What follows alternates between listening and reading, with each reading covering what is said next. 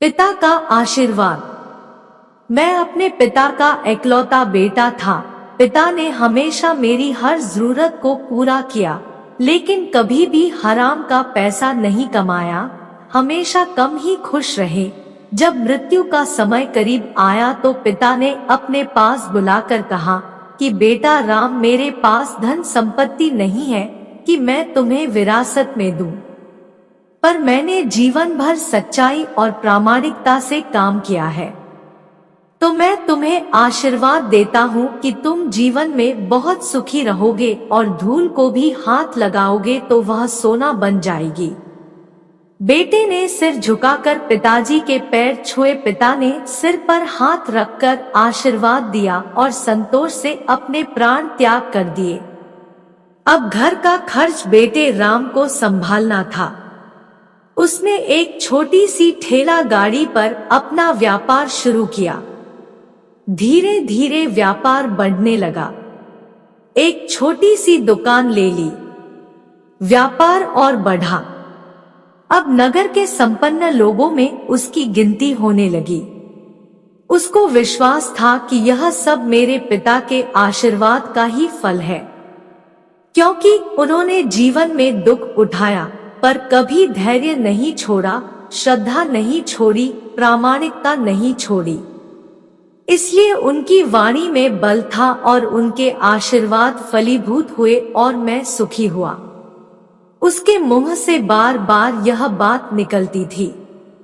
एक दिन एक मित्र ने पूछा, तुम्हारे पिता में इतना बल था तो वह स्वयं संपन्न क्यों नहीं हुए, सुखी क्यों नहीं हुए? राम ने कहा, मैं पिता की ताकत की बात नहीं कर रहा हूँ, मैं उनके आशीर्वाद की ताकत की बात कर रहा हूँ। इस प्रकार वह बार बार अपने पिता के आशीर्वाद की बात करता तो लोगों ने उसका नाम ही रख दिया बाप का आशीर्वाद। राम को इससे बुरा नहीं लगता। वह कहता कि मैं अपने पिता के आशीर्वाद के काबिल निकलूं, यही चाहता हूँ। ऐसा करते हुए कई साल बीत गए। वह विदेशों में व्यापार करने लगा। जहां भी व्यापार करता उससे बहुत लाभ होता। एक बार उसके मन में आया कि मुझे लाभ ही लाभ होता है, तो मैं एक बार नुकसान का अनुभव करूं। तो उसने अपने एक मित्र से पूछा कि ऐसा व्यापार बताओ कि जिसमें मुझे नुकसान हो। मित्र को लगा कि इसको अपनी सफलता का और पैसों का घमंड आ गया है। इसका घमंड दूर करने के लिए इसको ऐसा धंधा बताओ कि इसको नुकसान ही नुकसान हो। तो उसने उसको बताया कि तुम भारत में लौंग खरीदो और जहाज में भरकर अफ्रीका के जंजीबार में जाकर बेचो। राम को यह बात ठीक लगी। जंजीबार तो लौंग का देश है। वहां से लौंग भारत में लाते हैं और यहाँ 10-12 गुना भाव पर बेचते हैं। भारत में खरीद करके जंजीबार में बेचें तो साफ नुकसान सामने दिख रहा है। परंतु राम ने तय किया कि मैं भारत में लौंग खरीद कर जंजीबार खुद लेकर जाऊंगा, देखूं कि पिता के आशीर्वाद कितना साथ देते हैं। नुकसान का अनुभव लेने के लिए उसने भारत में लौंग खरीदे और जहाज में भरकर खुद उनके साथ जंजीबार द्वीप पहुंचा। जंजीबार में सुल्तान का राज्य था। राम जहाज से उतर कर के और लंबे रेतीले रास्ते पर जा रहा था।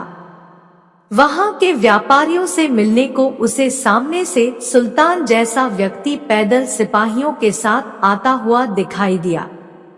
उसने किसी से पूछा कि यह कौन है? उन्होंने कहा यह सुल्तान है। सुल्तान ने उसको सामने देखकर उसका परिचय पूछा। उसने कहा, मैं भारत का व्यापारी हूँ और यहाँ पर व्यापार करने आया हूँ।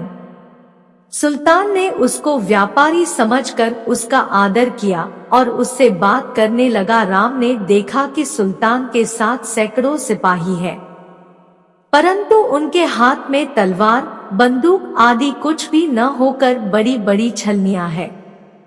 उसको आश्चर्य हुआ। उसने विनम्रता पूर्वक सुल्तान से पूछा, आपके सैनिक इतनी छलनी लेकर के क्यों जा रहे हैं? सुल्तान ने हंसकर कहा, बात यह है कि आज सवेरे मैं समुद्र तट पर घूमने आया था, तब मेरी उंगली में से एक अंगूठी यहाँ कहीं निकलकर गिर गई। अब रेल में अंगूठी कहाँ गिरी पता नहीं, तो इसलिए मैं इन सैनिकों को साथ लेकर आया हूँ। यह रेत छानकर मेरी अंगूठी उसमें से तलाश करेंगे। राम ने कहा, अंगूठी बहुत महंगी होगी।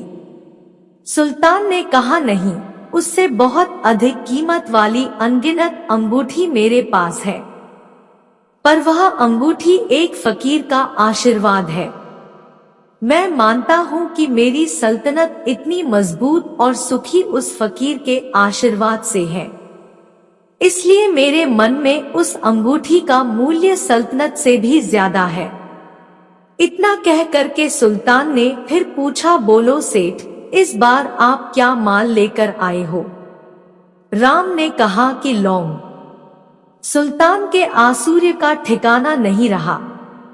यह तो लौंग का ही देश है सेठ, यहाँ लौंग बेचने आए हो? किसने आपको ऐसी सलाह दी? जरूर वह कोई आपका दुश्मन होगा। यहाँ तो लौंग एक पैसे में मुट्ठी भर लोग मिलते हैं। यहाँ कौन खरीदेगा और तुम क्या कमाओगे? राम ने कहा, मुझे यही देखना है कि यहाँ भी मुनाफा होता है या नहीं। मेरे पिता के आशीर्वाद से आज तक मैंने जो धंधा किया उसमें मुनाफा ही मुनाफा हुआ, तो अब मैं देखना चाहता हूँ कि उनके आशीर्वाद यहाँ भी फलते हैं या नहीं। सुल्तान ने पूछा, पिता के आशीर्वाद, इसका क्या मतलब? राम ने कहा, मेरे पिता सारे जीवन ईमानदारी और प्रामाणिकता से काम करते रहे, परंतु धन नहीं कमा सके। उन्होंने मरते समय मुझे भगवान का नाम लेकर मेरे सिर पर हाथ रखकर आशीर्वाद दिए थे कि तेरे हाथ में धूल भी सोना बन जाएगी।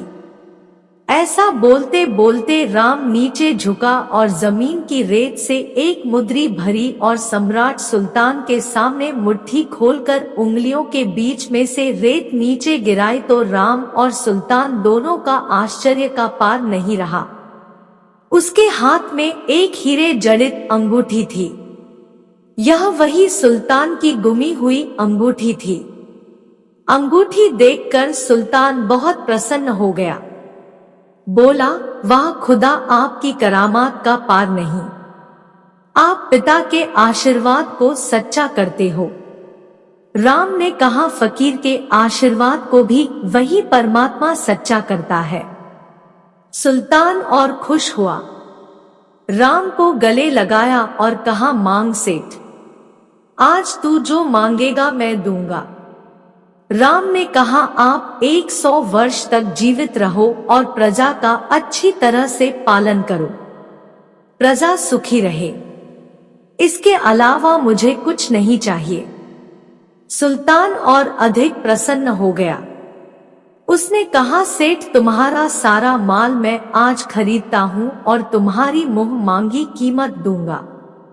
राम बहुत खुश था, क्योंकि पिता का आशीर्वाद है। इस कहानी से शिक्षा मिलती है कि पिता का आशीर्वाद हो तो दुनिया की कोई ताकत कहीं भी तुम्हें पराजित नहीं होने देगी। पिता और माता की सेवा का फल निश्चित रूप से मिलता है। आशीर्वाद जैसी और कोई संपत्ति नहीं। बालक के मन को जानने वाली माँ और भविष्य को संवारने वाले पिता, यही दुनिया के 2 महान ज्योतिषी है। अपने बुजुर्गों का सम्मान करें, यही भगवान की सबसे बड़ी सेवा है। कोशिश करें कभी आपकी वजह से माँ बाप की आंखों में आंसू ना आए। कहानी अच्छी लगी हो तो वीडियो को लाइक करें और अपने दोस्तों में शेयर करें। साथ ही चैनल पर नए हैं तो चैनल को सब्सक्राइब जरूर कर ले ताकि ऐसी ही वीडियोस आपको मिलती रहे।